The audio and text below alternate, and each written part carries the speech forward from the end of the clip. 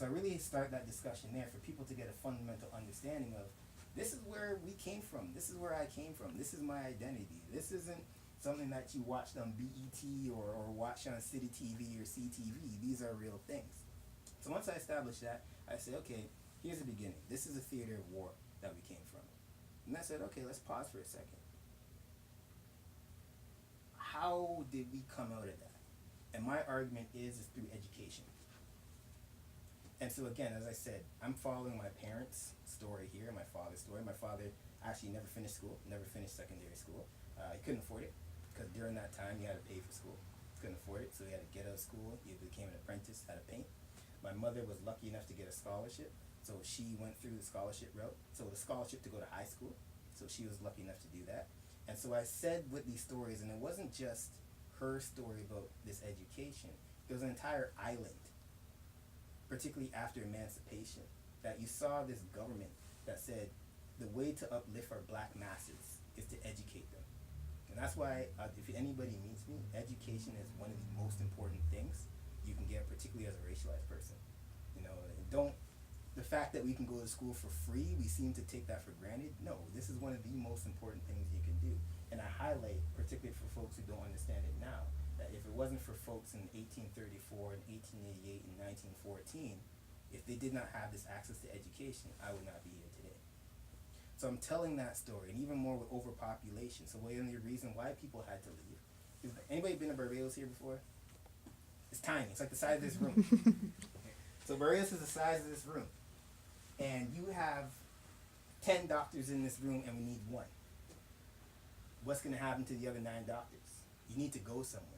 And so when you start looking at this, you have an overpopulated island. There's lots of people. They're educated. So that's one of the things the government started to look at, to export their people. And I will argue to this day that people is and was one of Barbados' greatest exports. Their people. There's Barbadians all over the place. You hear about that with Jamaicans. There's Jamaicans everywhere. There's Bajans everywhere too. Everywhere. People who don't even know are from Barbados are actually from Barbados. So that's the argument I get there. And then within this story, then I start looking at the nitty-gritty details, why people left. So say, for example, as I said, I'm following my dad's life story. So he followed the story about the migration, post-war migration to the UK. London transport. My father was one of the people that worked on the buses. So I'm telling his story, but then adding those historical elements to it. You know, the scholarly pieces that you're supposed to add to your oral histories as we know. I'm telling those stories to see this is where my family's journey went, and adding those historical elements and saying, you know what, his story wasn't necessarily unique, but it was a part of a larger migration. Right? So my father went with London Transport, and my mother came to Canada as in the post-war. So in 1967, Canada needed teachers. Believe it or not, Ontario at one point needed teachers. They needed lots of them. And so it was a call for lots of teachers, particularly from the British Commonwealth, and my mother came up that road.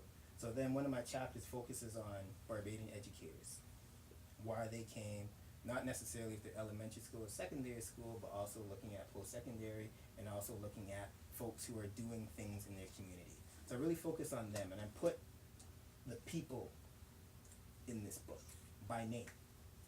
Like, this is, and I know folks in here understand how important this is to say, for me to just go and say, I did this on my own is a complete fallacy. Like, there's lots of people, generations of people who supported me, and one of the things that I could do to give back to them was put their story in here that's going to live on forever. And so that's the long and short of the book. I mean, if you want to ask specific questions about my particular journey, how I created the book, I will tell you everything, no holds barred. You might have to stop recording. But yeah, so again, thank you very much. Appreciate it.